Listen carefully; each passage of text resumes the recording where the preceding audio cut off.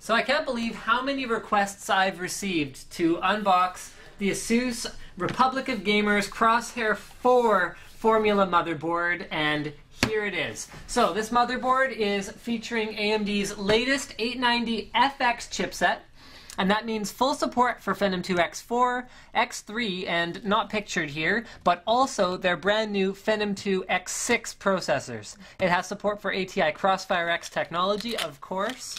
And let's have a look at this board. So it uses a very new sort of styling for ASUS, where they've got kind of a, it's hard to describe it, but kind of an angular structure to their heat pipes. We'll have a closer look at those when we get the board actually unboxed, but it uses the black and red and white color scheme that we're used to with Republic of Gamer boards. So let's have a look up here at the top. First of all, we've got the ROG Connect plug and overclock, tweak it the hardcore way. So this port right here is for plugging in the ROG Connect peripheral, which you can use to overclock your system. Game first, the speed you need to pwn. That is awesome, and we will figure out what exactly that means, but it appears to be the onboard buttons here, one of which is an overclock button, one of which is a core unlocker button, then you've got onboard start and reset buttons. Next we have MemOK. Any memory is okay. Oh, this cameraman wants to go look at those. Fine, there they are. Okay, and then we have MemOK, which is a pretty neat feature. You can take any high-performance memory, and you use this button to make sure that it'll post successfully in the board before you go in and adjust all of the timings to their extreme timings. Then we have SupremeFX X5 built in, so you've got built-in support for all of Creative's X5 technologies. That's pretty nice to have for an onboard audio solution. Let's go around to the back of the box and see if there's anything that we didn't already see, and there is not. So let's get it opened up and have a look at the accessories that are included with the Crosshair 4 formula. Alright. Well, if I could get this box out, then I would be able to talk to you about the accessories that are included with the Crosshair 4 formula. There we go. So the top one contains the board, and then the bottom one contains the accessories. Comes open, we got a nice black box here and everything. Very nice. So, where should we start? Why don't we start with the I/O shield?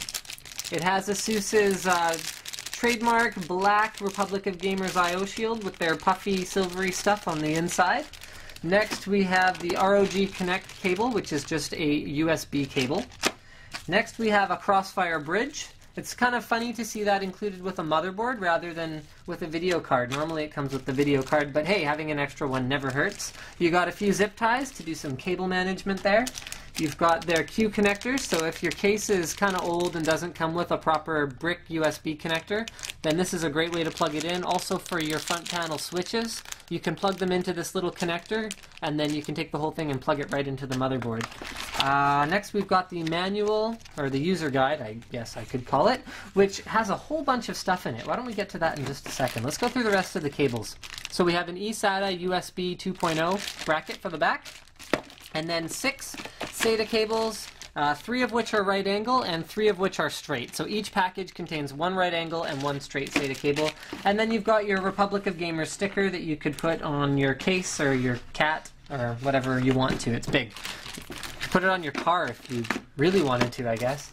That'd be pretty sweet. Cruising down in your like sweet ride with a Republic of Gamers sticker on the side of your car. Yeah. Wish I had some shades while I talk about that. It'd be all like cool. Anyway, so we have the drivers and utilities DVD. Don't use this. Download the latest off the ASUS website. Then we have the user's guide, which includes a bunch of stickers and information. So these stickers are for labeling your SATA cables. Pretty cool. They have a little diagram here for how to do it. Hard drive 1, boot disk, you wrap it around your cable, label it at both sides. You will never be lost for which cable goes where ever again. Very neat feature. And then we have a little pamphlet talking about Turbo Unlocker, on-demand real-time system tuning.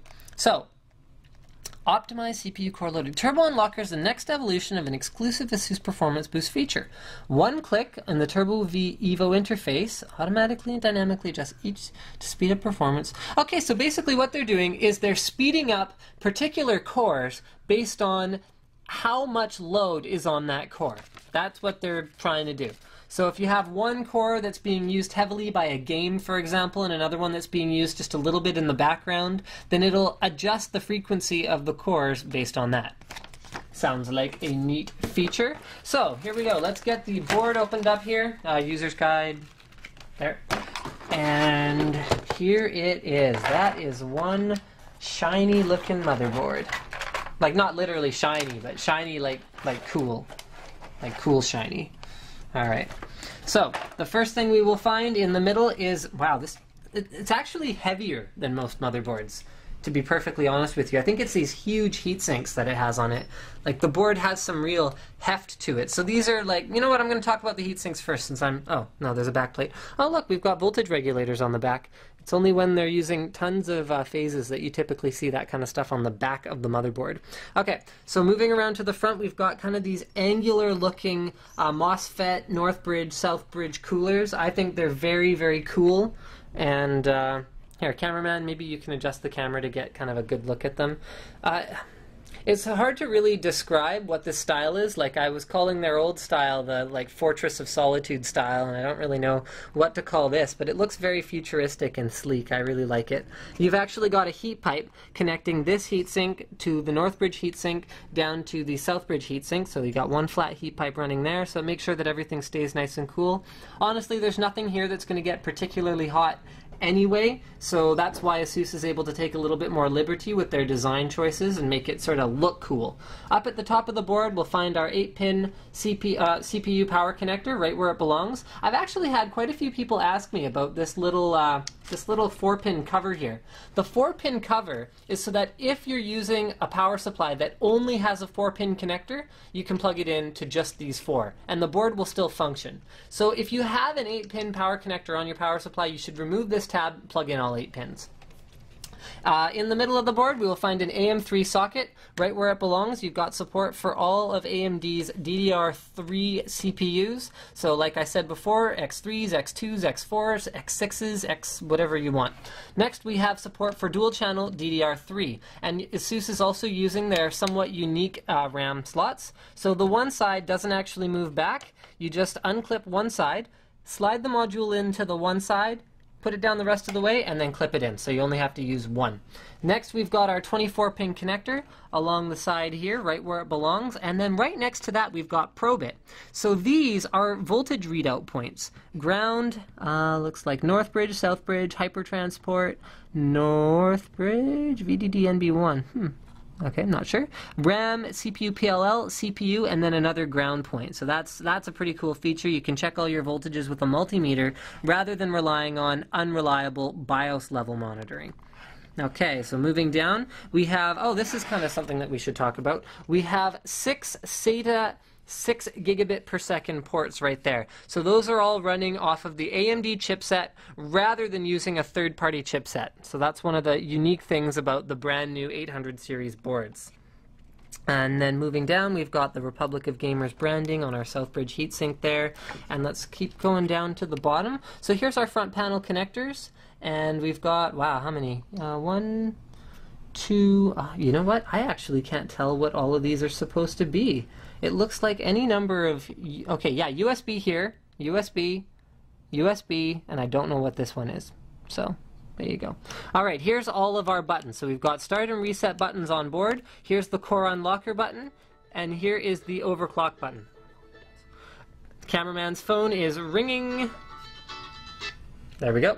Okay, you know what? Why don't we do something that I very rarely do on this show? And I'm actually going to consult the manual about something. Yep, right here on camera, I'm going to attempt to find out what something that I don't know what it does.